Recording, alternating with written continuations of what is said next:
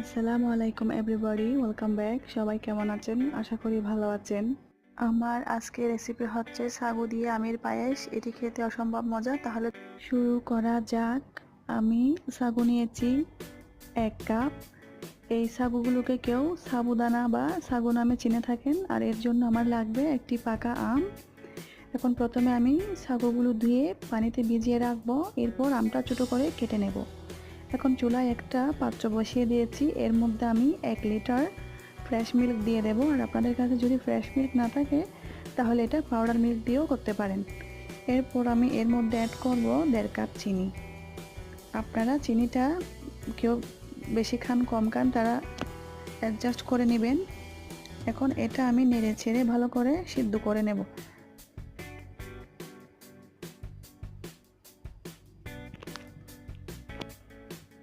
আমার সাগুগুলো আমি ভিজিয়ে রেখেছি। দেখুন এগুলা ফুলে ডাবল হয়ে গেছে। এগুলো এখন সিদ্ধ হতে বেশি সময় লাগবে না। এদিকে আমার দুধটাও বয়েল হয়ে গেছে। দেখুন এটা কিন্তু নেড়ে চেড়ে রান্না করতে হবে। এর মধ্যে এখন দিয়ে দিচ্ছি সাগুগুলো দিয়ে আবারও ভালোভাবে নেড়ে চেড়ে দিতে হবে। আমার চুলার হিট কিন্তু এখন মিডিয়াম থেকে লোতে।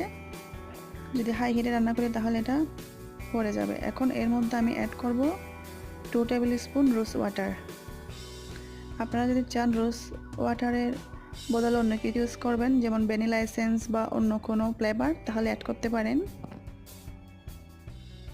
এখন আমি আবারও ভালো করে নেড়ে চেড়ে দিয়ে এটা রান্না করব। এটা দেখুন এখন অনেকটা ঘন হয়ে এসেছে। এখানে দাঁড়িয়ে থেকে রান্না করতে আমার এটা কিন্তু আমি 7-8 মিনিট ধরে রান্না করেছি নেড়ে চেড়ে। এখন দেখুন এটা হয়ে গেছে আর অনেক গাঢ় হয়ে গেছে, তাহলে বুঝতে হবে এটা হয়ে গেছে। তাই এখন আমি এটা চুলা বন্ধ করে দিয়ে দেব। এখন এটা আমি ঢেলে নেব একটা বোলের মধ্যে। কিন্তু অনেক গরম, কেয়ারফুলি ডালতে হবে। এখানে আমি ছোটো ছোটো টুকরো করে 1 কাপ মতো আম কেটে নিয়েছি। এখন এগুলো পায়েসের সাথে অ্যাড করে দেব।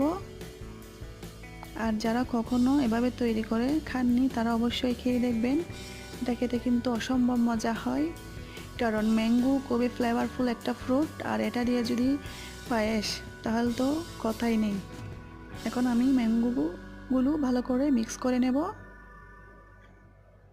এরপর এটা আমি 2 ঘন্টার জন্য ফ্রিজে রেখে দেব। আর এটা ফ্রিজে রেখে ঠান্ডা সার্ভ করলে খেতে ভালো লাগে। আমার এটা প্রায় 2 ঘন্টা হয়ে গেছে, তাই আমি ফ্রিজ থেকে বের করে নিয়েছি। এখন হচ্ছে সার্ভ করার পালা।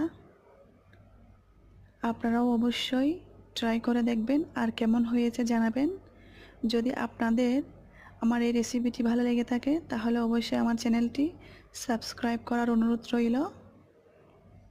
তাহলে আজ আর বাড়াচ্ছি না, এখানেই বিদায় নিচ্ছি।